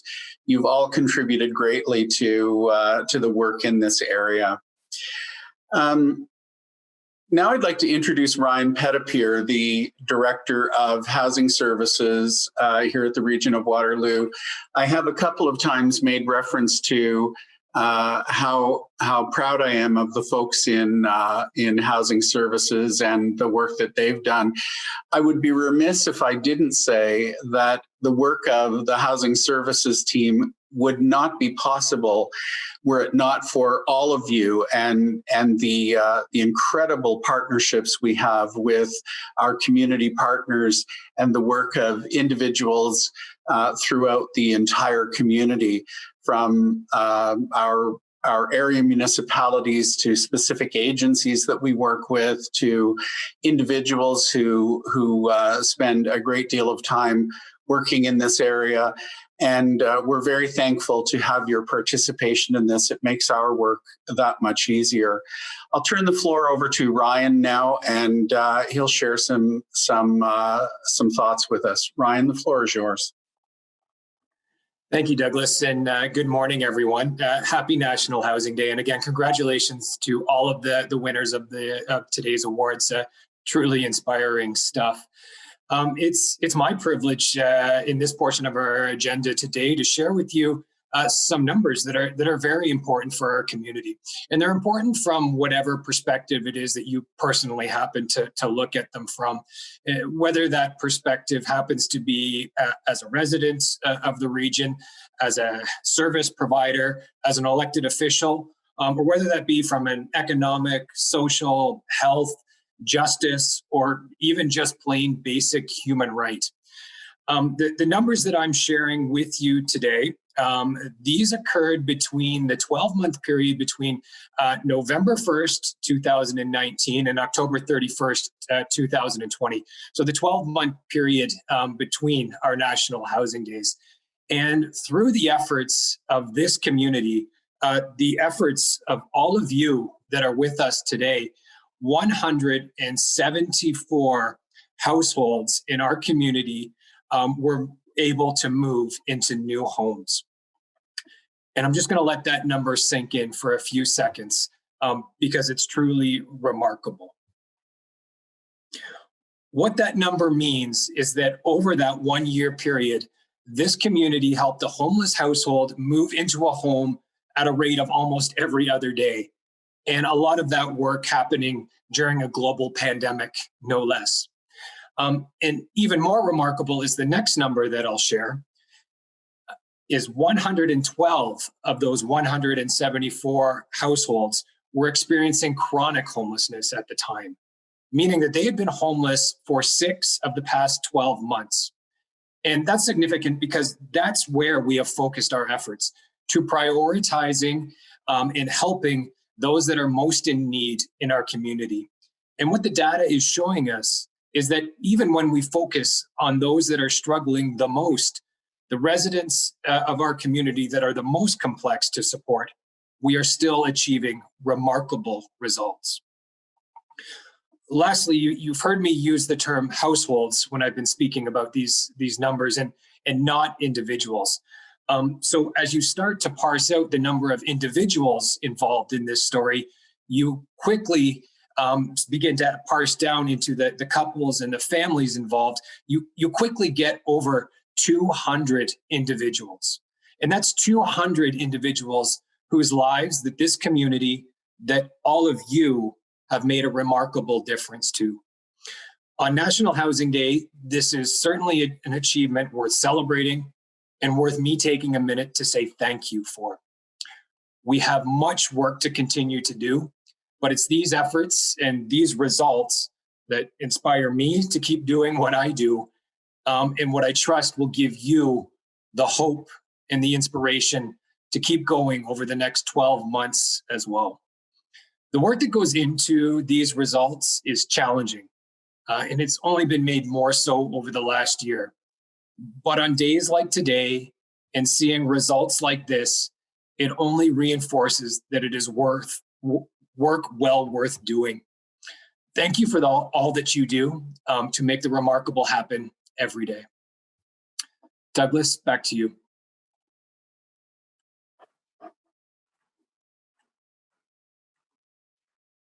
Thanks, Ryan. I appreciate that, and thank you for those numbers and stories. They truly are remarkable. It makes me realize just how important this work is, notwithstanding being in it and understanding the need for housing. Seeing the numbers and seeing the level of impact that the community is having is truly gratifying. That said, as you said, there is a lot more we can do, and there's a lot more to be done. Our next speaker, I heard about a week ago on CBC when she was interviewed about the Homeless Memorial. And I've been eager to hear her speak again and to see the video that she's going to introduce. So I'd like to introduce Susie Gerzoi, who will tell us about the Homeless Memorial, and we'll see a video. So Susie, over to you.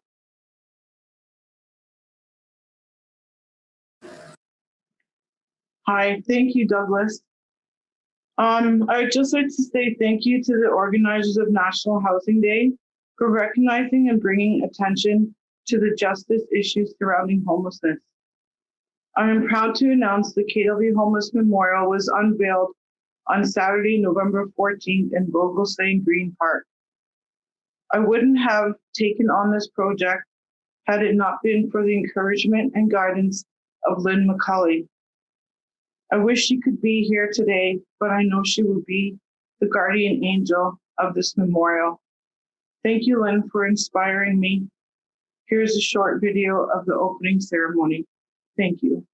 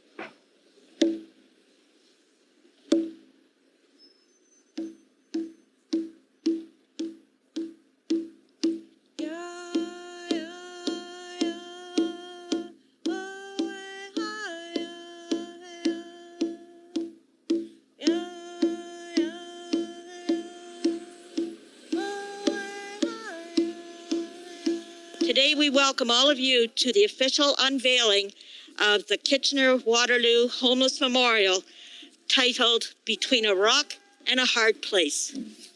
Hello, my name is Susie, and I wish to share with you today the origin story of the KW Homeless Memorial. In 2016, I attended the Canadian Alliance to End Homelessness Conference in London, Ontario, where I was asked to speak at their homeless memorial. I walked away from that experience wondering why we do not have a memorial in our city.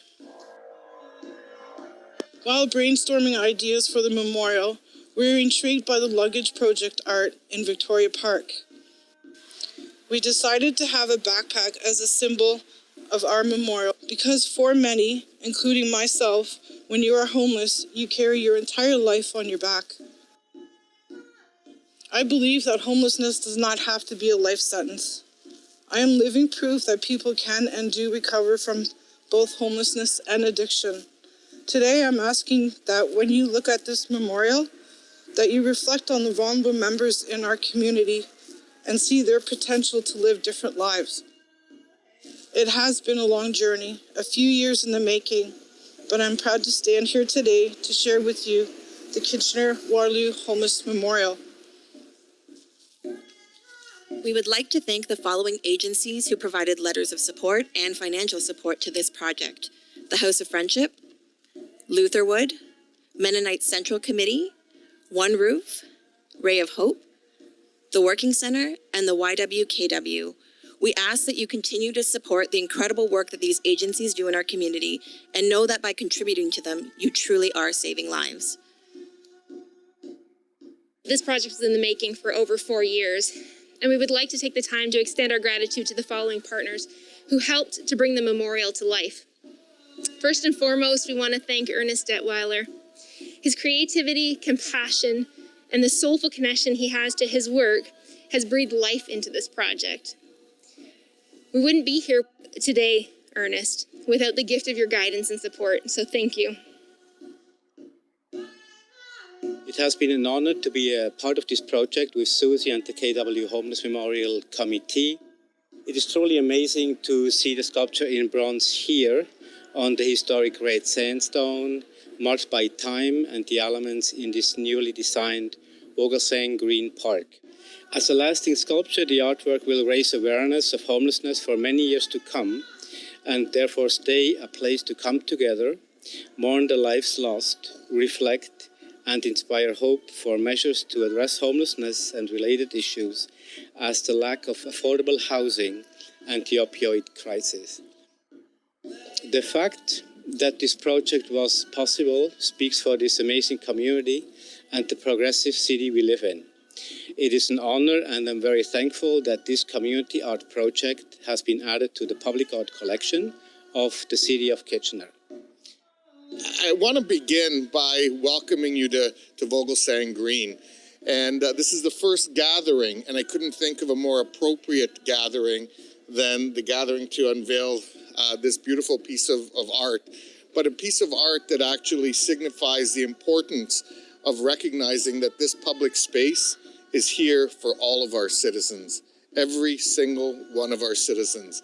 So I think this memorial urges all of us as a community to keep homelessness and housing affordability top of mind, reminds all of us that we all have a story, we all have a journey, and that we need to continue to have open hearts, deal with the challenges that our community has, and make sure everybody can lead a dignified life. So thank you very much.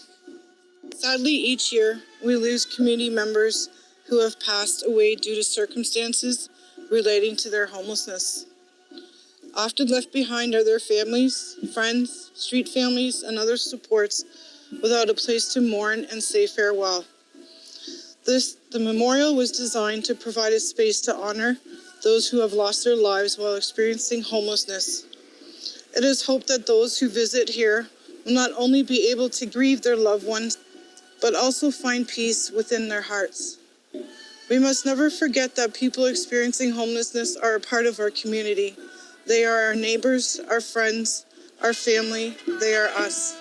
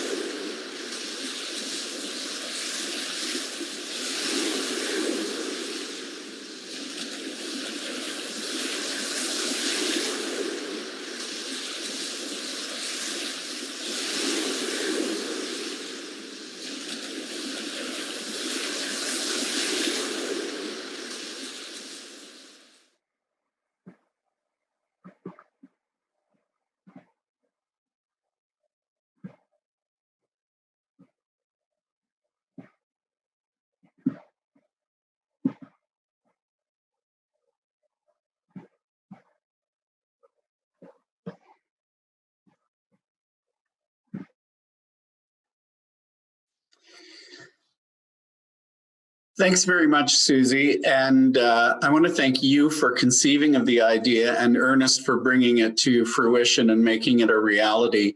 It's a true touch point in the community to remind us of how much we've done and how much we have to do yet, and to remember that homelessness has resulted in many losses within the community, people who we should never forget. So that brings us to the end of National Housing Day for 2020. It's been interesting hosting it in this venue. It's so much easier when we're all in the same place together because we can acknowledge one another, see one another, shake hands, although we couldn't with COVID. And this format makes it a little bit more difficult, but we have had over 200 people participate in today's event. I think that's remarkable considering that it's a virtual event. And I want to thank each and every one of you for participating or for being here today. I want to thank all of the speakers, the nominators, the award recipients. Congratulations on receiving your awards. I particularly want to thank the organizing committee. I'm not going to try and name them all because I'll leave somebody out. And finally, I want to leave on the words of Lynn Mccauley. Ladies and gentlemen, we have 364 more sleeps until the next National Housing Day. We can be ambassadors and we can get out and do good work in the interests of the homeless and in the interests of housing. Let's get out there and continue to do great work. Thank you very much for being here. I wish you a great afternoon. Thanks for being here.